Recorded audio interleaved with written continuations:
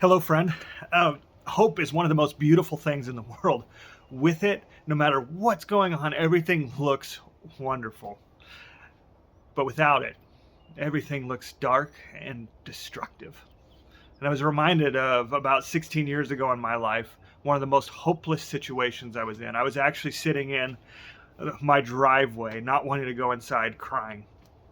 And I don't know how you cry. Maybe you have like this manly cry where the single tear just rolling down the face, but not me. It's full on ugly cry. So I am sitting in the car, ugly crying, angry at God, angry because recently my wife had went through her 5th miscarriage, and all I've wanted since I was a little boy was to be a dad. That's it.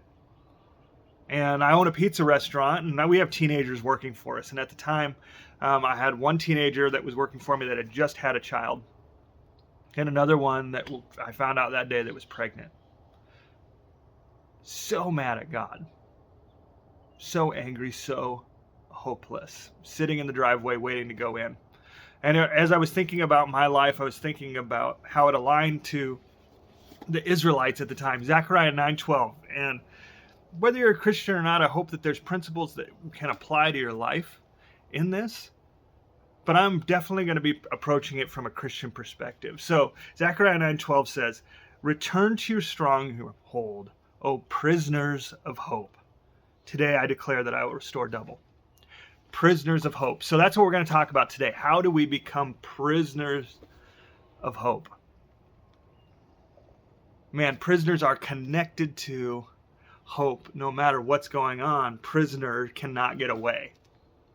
And that's required sometimes in our life because everything looks hopeless. In fact, at the time the Israelites, everything was destruction, and it was talking about hope and foretelling of something coming. And in Zechariah, it's definitely pointing to the coming Messiah of Jesus.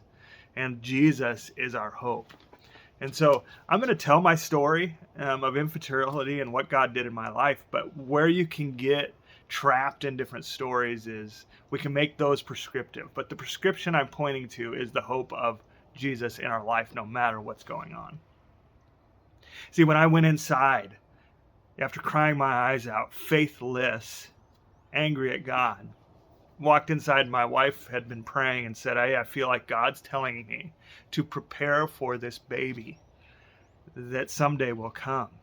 And so, Zach, I want to paint the room and prepare this separate room for the baby. Man, it sounded like the worst thing in the world to me. The worst thing. Like, why at this point do you want to do this? But this doesn't happen often in my life, but I was wise and I shut my mouth. And so my wife and I painted a room and cried the whole time, praying to God that we would trust him, because we didn't at that point. I didn't, at least. I'm not going to speak to her faith journey. She was much more in faith than I was. It wasn't very much longer that my wife became pregnant, and we had been there several times. So honestly, where a lot of people, that's an exciting thing for us, that was a fearful thing for us, not an excitement. But every day as she walked by the bedroom that we had prepared, it reminded her to have hope, or we became prisoners of hope. So how do we be prisoners of hope? How do we have this unending, unshakable hope no matter what's going on? And remember, our hope was not, we were hoping to have a baby.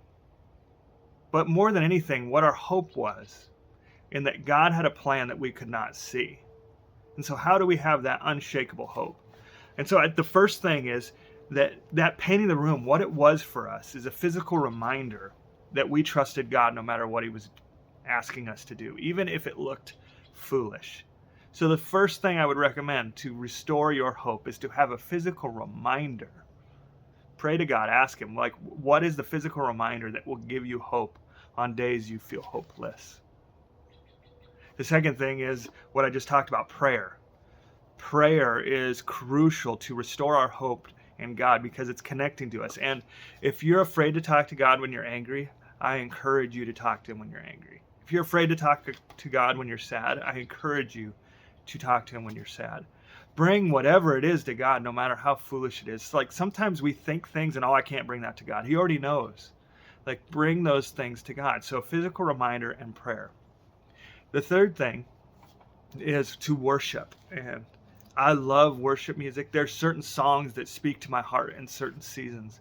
And to restore our hope in God's goodness is to listen to songs that remind us. And I was talking about when I was sitting in the car, there was a song. And at the time, and still now, it has great meaning to me.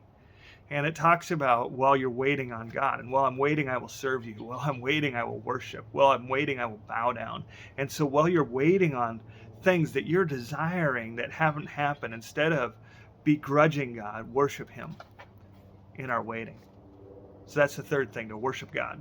The fourth thing we'll get to in just a moment, but before I do, I'd just love if you'd hit that thumbs up button if you're getting value out of this video. It tells YouTube, hey, send this out to more people. I'd greatly appreciate it. The fourth thing that we need to restore our hope is community. See, community, other people, often are a physical reminder of God. See, this side of heaven, we don't get to see Him face to face, but we get to see Him through people in our lives.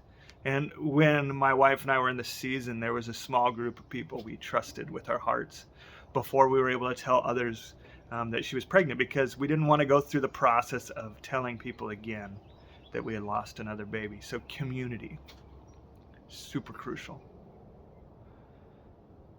So remember, this is hope in God, but sometimes God answers the cry of our heart this side of heaven. And for us, thank the Lord, that pregnancy that my wife got pregnant, we had our first child. And we actually have 3 children, and one of them we named Hope, because hope is such a valuable thing to us.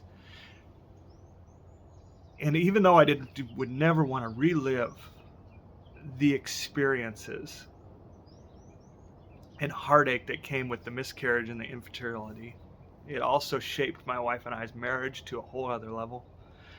It shaped our trust in God to a whole level that we weren't prepared for. That is the brutal part of heartache in our life, is that God will turn those things of brutalness into beauty. And sometimes part of the beauty is answering the prayer, but every time it's in spiritually growing us and changing us. So I hope that you will be a prisoner of hope today. Hope that God's promises are true. Hope that He does care for you no matter what's going on, because I know He does. Hope is such a vital thing. And if you're lacking hope or you want more encouragement, YouTube thinks you might like this video. Go ahead and give that a watch. Have a great day, and God bless you.